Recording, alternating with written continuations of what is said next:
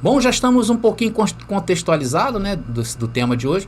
Eu quero pedir a todos vocês que ainda não se inscreveram no nosso canal, abençoado querido, se inscreva hoje mesmo, é fácil, é só tocar aí o sininho, tá? Que o YouTube vai te avisar quando nós estivermos no ar. Claro, sem antes você tem que se inscrever primeiro, e daí você comenta, porque o seu comentário é muito precioso, ainda que seja contrário, né? Tem muita gente aí colocando, André é vendedor de livro, André é comerciante de camisa. Não sei como ele aguenta ver um comerciante falar sobre a vinda de Jesus, né? Sobre as coisas que nós temos falado aqui nesse canal. Então, abençoado, se inscreva, deixe seu comentário, ainda que seja de forma crítica, né?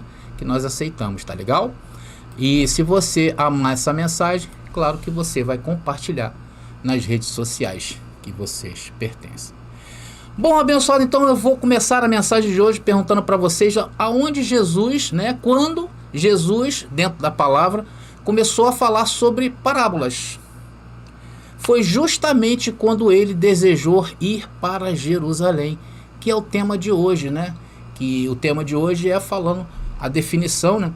Jesus define o seu rosto contra Jerusalém. Está em Lucas capítulo 9, versículo 51.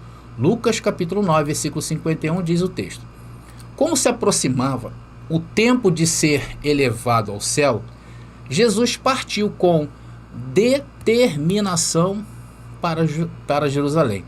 Eu separei também aqui a versão que eu gosto muito, que é a Textus Receptus, desse mesmo texto, e o texto diz o seguinte: Quando os dias se aproximaram para que ele fosse levado, ele definiu o rosto para ir a Jerusalém. Olha só que interessante, né? Então, a partir deste ponto, amados, começava o quê? O ministério de Jesus a tomar um outro sentido, uma forma. E justamente era essa forma que era para que ele veio. Ele veio para isso. Então, ele começa a falar da rebelião do povo de Israel, da fé do povo de Israel, o julgamento que estava para vir e a destruição de Jerusalém, que mais tarde ocorrera, e vocês sabem disso. Mas André, como você tem certeza disto? Veja que nos versículos antes, abençoado, ele fala da sua morte na cruz. Lá no versículo 23 e 24, Jesus fala da sua morte. Por isso que ele tinha que virar o rosto para ir a Jerusalém. Veja esse discurso impressionante de Jesus, ó. Lucas capítulo 9, agora no versículo 23 e 24. Disse a multidão: Se alguém quer ser meu seguidor, negue a si mesmo, tome diariamente sua cruz e siga-me. Se tentar se apegar à sua vida, a perderá, mas se abrir mão de sua vida, por minha causa, a salvará. Meus queridos, vocês já pararam para pensar nesse versículo desta maneira? Se vocês observarem bem o texto, Jesus está falando algo tremendo que iria acontecer com ele. Porque até então, Jesus era conhecido como o manso de Deus, aquele que veio trazer o fardo suave. E quando ele diz isto, tudo muda. A partir desse momento aí de Lucas capítulo 9, versículo 23 e 24, nós começamos a ver Jesus se voltando contra Jerusalém, se voltando o rosto para Jerusalém, ou contra Jerusalém. Muitos que ouviram Jesus falar esse texto naqueles dias, né, deve ter pensado que Jesus estava usando aí uma hipérbole, né, que é algo exagerado para dizer uma verdade, para querer mostrar uma verdade, algo que se exagera. Porém, Jesus estava sabendo o que ele falava. E no verso 51 que nós lemos agora, todos a partir daquele ponto começam a quê? A significar a vinda do Messias de Israel. Vou botar de novo o versículo 51 só para ilustrar isso que nós estamos falando. Então tá aí. Então, a partir desse ponto, aqueles que acompanhavam Jesus e seus discípulos, principalmente, começaram a entender a vinda de Jesus, que era o Messias de Israel. E começa a entender o que seria essa vinda. É importante notar isso, tá? Para que quando chegue lá no capítulo 24, né, de Mateus, e aí Lucas capítulo 21, se não me engano, a gente não possa descontextualizar isto daqueles dias, daquele texto, dentro desse contexto. Quando Jesus falou isso aqui, abençoado, aí em Lucas está aparecendo para vocês, 51, tá? Quando Jesus falou isso aqui, ele estava ali na Galileia. E a Galileia aproximadamente é mais ou menos ali uns 104 quilômetros de distância de Jerusalém. Então Jesus estava distante de Jerusalém. E aí dava mais ou menos aí uns 3 dias a pé de viagem. Isso se ele passasse por Samaria, o detalhe é esse, tá bom? Porém, muitos judeus, naqueles dias, evitavam passar pela cidade de Samaria. Por quê? Porque os judeus, eles eram praticamente inimigos ali do povo samaritano. Por causa do quê? Da idolatria. Segundo a visão dos judeus, tá? Não segundo a visão nossa hoje, a visão deles lá. Então, eles evitavam passar por Samaria. Porém, Jesus também tinha um recado para o samaritano e ele entra na cidade. Jesus era tremendo, né? Vamos aí, versículo 53 agora, continuando nesse mesmo raciocínio. Ele diz o texto: E enviou os mensageiros à sua frente. Indo estes, entraram num povoado samaritano para lhe fazer os preparativos. Mas o povo dali não o recebeu, porque se notava em seu semblante que ele ia para Jerusalém. Olha só, queridos. Os samaritanos simplesmente olharam para Jesus, né, e identificaram que Jesus ia para Jerusalém. Porque no semblante de Jesus havia algo determinado. Conforme mostra lá o texto que nós lemos, Jesus fala de crucificação. Então, a partir daquele momento, até o semblante de Jesus passou a ser diferente. Vocês lembram quando Jesus teve o encontro com a mulher samaritana? Né? Foi antes dessa passagem aí. Jesus deixa bem claro que ele era contrário à posição de samaritano. Por quê? Porque os samaritanos só aceitavam a adoração a Deus, né, nos montes, né? Tanto que aquela mulher pergunta nos montes. Os montes de Gerizim, era o lugar lá daqui em Samaria. E não em Jerusalém. Então, ao rejeitar isto, Jesus coloca a sua posição contrária aos samaritanos. Por isso que eles não receberam Jesus. Não foi isso que Jesus disse lá? Que não é nem no monte, nem em Jerusalém. Então, Jesus rejeitou também os samaritanos. E identificaram que a missão de Jesus era para Jerusalém. Meus queridos, vocês notam que vocês estão notando que nós estamos dentro de um contexto rígido, né? E eu não falo somente por essa mensagem não, tá bom, queridos? Nós estamos dentro de um contexto extremamente rígido e que não aceita outro tipo de interpretação e que não aceita outro tipo de manipulação. É por isso que a descontextualização de toda a história de Jesus de Nazaré levaram os estudantes do sistema religioso e seus professores, teólogos, a errarem a escatologia bíblica deles. Né? Então Jesus, além de rejeitar, aqui nesse caso, rejeitar a visão samaritana de adoração, também não aceitou a visão judaica sobre Jerusalém. Então é claro que Jesus aqui, ele estava indo para um julgamento. Jesus estava se aproximando da hora de julgar aquele povo. E isso é notado quando ele diz lá, veja bem, quando ele, em João capítulo 4, versículo 21 e 23, que narra essa história aí de Jesus e a samaritana, né? E aí Jesus falou o seguinte, a mulher abordou ele, né? Jesus falou, vocês samaritanos adoram o que não conhecem, nós adoramos o que conhecemos, pois a salvação vem dos judeus. No entanto, está chegando a hora, olha aí, e de fato já chegou. Que hora é essa que Jesus está falando? Pega o corte aí, abençoado. Em que os verdadeiros adoradores adorarão o Pai em espírito e em verdade. São estes os adoradores que o Pai procura. Meus queridos, quando Jesus fala isso, ele deixa claro que em um futuro bem próximo, porque ele diz que está chegando a hora, e de fato já chegou, olha só a proximidade dos dias. Ele deixa claro que em um futuro bem próximo, nem os montes, nem Jerusalém, fariam parte do reino de Deus no futuro. Vocês começam a perceber o quanto que esse assunto ele é profundo? Vocês estão começando a perceber isto? Então, de acordo com Jesus, a hora dessa grande mudança estava chegando. E, na verdade, de fato, já chegou, como diz o texto, né?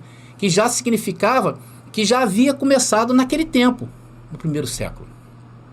E os discípulos, ao sentirem o desprezo que os samaritanos deram a Jesus quando este resolve passar por dentro da cidade, né, eles ficaram revoltados, né, os discípulos ficaram revoltados.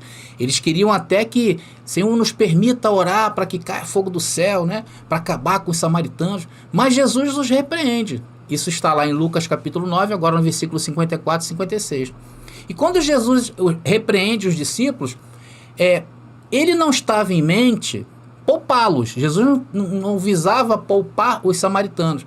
Porém, como ainda não tinha chegado o momento, não tinha chegado o momento ainda, Jesus diz que ele veio para salvar os homens. Vamos ler, abençoado, Lucas capítulo 9, versículo 55 e 56, somente uma síntese desse texto. E diz ali, olha, não sabem de que espírito vocês são? Pois o Filho do Homem não veio destruir a vida dos homens, mas salvá-las. Esse era o objetivo. Quando Deus manda Jesus, era para dar oportunidade àquele povo do primeiro século, porque estava chegando o juízo. Por isso que tem uma pregação aqui no canal que eu falei, que se os judeus se arrependessem, com certeza a cidade seria poupada. Muitas vidas, né?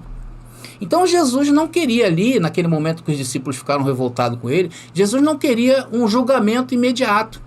Porque a última testemunha, atenção, porque a última testemunha da sua mensagem ainda não havia ocorrido. Por isso que Jesus não permitiu que houvesse a destruição imediata ali daquele povo. E qual era essa testemunha? Você sabe qual é essa testemunha? Nós vamos descobrir daqui a pouco, tá bom? Por isso que é importante. Fique comigo até o fim, me acompanhe, porque você vai se surpreender nessa mensagem. Agora, mais na frente um pouco, os fariseus pediram a Jesus um sinal daquilo que estava por vir. E o texto que eu vou usar agora em Lucas capítulo 11, Jesus fala dos espíritos que saem e voltam com 7 espíritos imundos. Essa passagem de Lucas capítulo 11 fala sobre isso. E tudo isso tem a ver com o julgamento de Deus que estava chegando para os judeus. Olha só que incrível. Eu particularmente, abençoado, eu nunca tinha observado essa passagem com essa visão da chegada do reino de Deus. Olha só. Vamos ler, abençoado. Lucas capítulo 11, versículo 29 e 30, já está até aí, né? Lucas capítulo 11, versículo 29 e 30 diz: enquanto a multidão se apertava contra Jesus, ele disse: esta geração perversa. Olha o que Jesus está falando. Então, olha, nós estamos dentro de um contexto.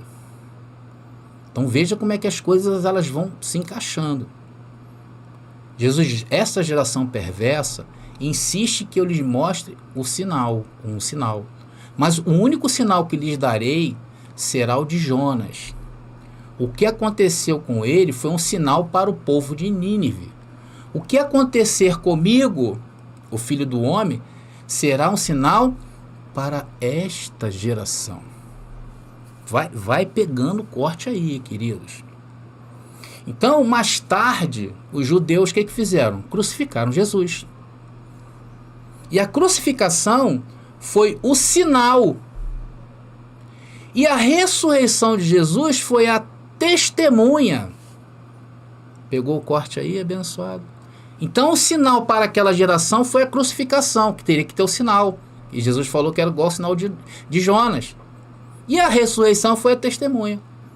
Então o que vai ocorrer naqueles dias após a ressurreição de Jesus é algo simplesmente espantoso. Vocês vão ver. A partir desse momento, ou desse evento da ressurreição de Jesus, a mensagem de Jesus começou a correr como nunca, para alcançar todas as nações, com esse mesmo sinal, como testemunha.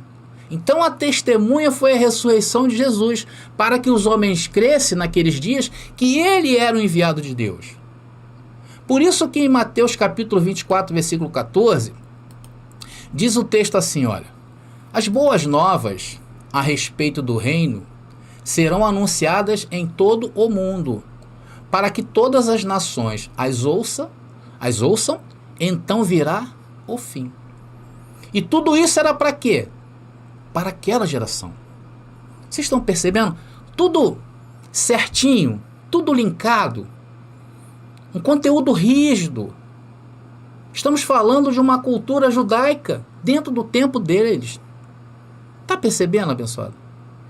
E isso ocorreria, o que estamos falando aqui, de ser anunciado em todo mundo, e ocorreu. E eu vou dar alguns exemplos para vocês. Por exemplo, em Atos capítulo 17, versículo 6, Atos capítulo 17, versículo 6, diz o texto, olha: mas como não encontraram, arrastaram para fora Jason e alguns outros irmãos e os levaram diante do conselho. Gritavam: aqueles que têm causado transtornos no mundo todo. E aí Esses homens estavam o quê? Estavam levando as boas novas àquele povo e que tomou mais força por causa da ressurreição de Jesus. No mundo todo, agora estão aqui perturbando a nossa cidade. Amados, só para efeito aí de contextualização, tá? O mundo aqui desse texto, e também do texto de Mateus 24:14, e a gente já tem visto isso exaustivamente nesse canal, é o mundo aion. O grego vem do grego aion, tá? E isso significa que era aquele instante, daqueles dias. Era como se fosse a foto daqueles dias, não a foto dos dias de hoje. Porque hoje o mundo todo se tornou algo global. Vocês veem que tem país aí em todo lugar do mundo. Você olha o globo terrestre, você vai ver todas as nações. Mas hoje existe um aion para esses dias que é o retrato desses dias, sendo que isso é descontextualizar o tempo bíblico. E eu não posso descontextualizar, eu não posso pegar uma porção e trazer para os dias de hoje. Eu tenho que contextualizar naqueles dias. Então, naqueles dias, o que era o mundo? O Império Romano e não o cosmos. Mas vamos ver outra passagem aí que traz essa ideia de que o Evangelho estava sendo pregado no mundo todo. E diz ali, Atos capítulo 24, versículo 5, diz: constatamos que este homem é um perturbador, que vive causando tumultos entre os judeus de todo o mundo. É o principal líder da seita conhecida como os nazarenos. Tá? Romanos capítulo 1, versículo 8. Não se perca, abençoado, vem comigo. E ali diz o texto: antes de tudo, quero dizer que por meio de Jesus Cristo, agradeço a meu Deus por todos vocês, pois sua fé nele é comentada em todo o mundo. Então, em todo o mundo havia chegado as boas novas de Jesus. Por quê? Porque a testemunha estava de pé, que era a ressurreição de Jesus. Estão entendendo? Colossenses capítulo 1, versículo 5 e 6. E diz ali, ó. Vamos pegar ali só a parte ali do finalzinho. Agora, as mesmas boas novas que chegaram até vocês estão se propagando pelo mundo todo. Elas têm crescido e dado frutos em toda parte, como ocorre entre vocês desde o dia em que ouviram e compreenderam a verdade sobre a graça de Deus. Olha aí, abençoados, como é que eu hoje posso contextualizar isto? E aí, depois disso, o que Jesus disse em Mateus capítulo 24, versículo 14? Depois disso viria o quê? Viria o fim. Tá aí.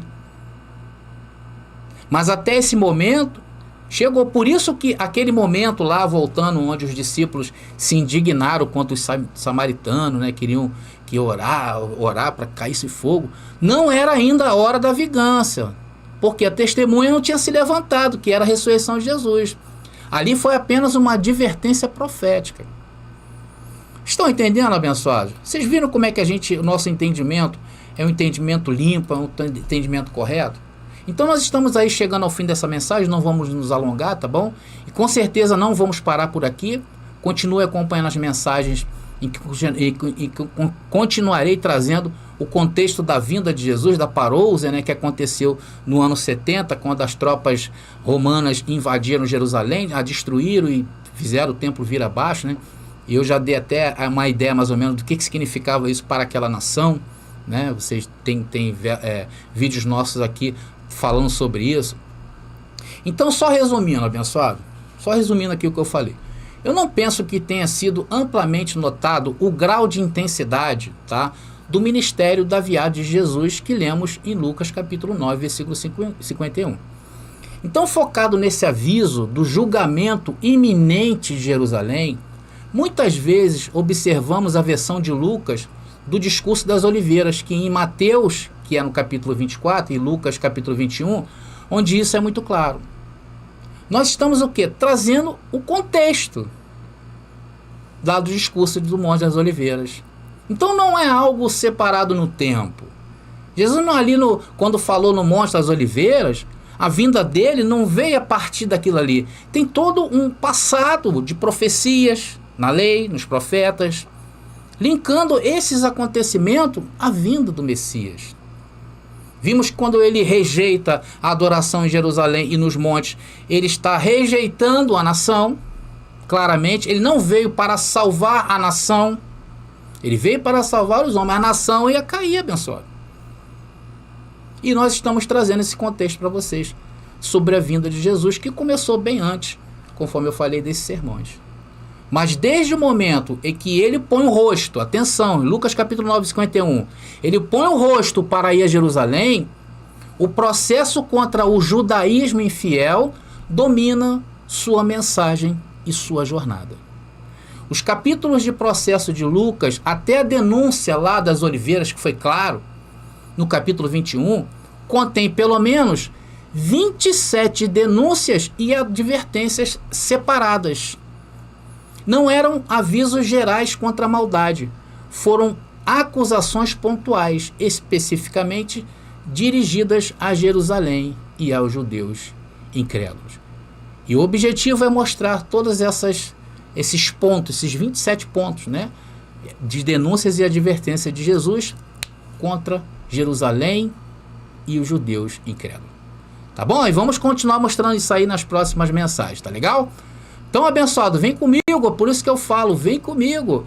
Estamos encerrando, muito obrigado a todos aí pela audiência e continue no canal. Graça e paz aí e até a próxima mensagem.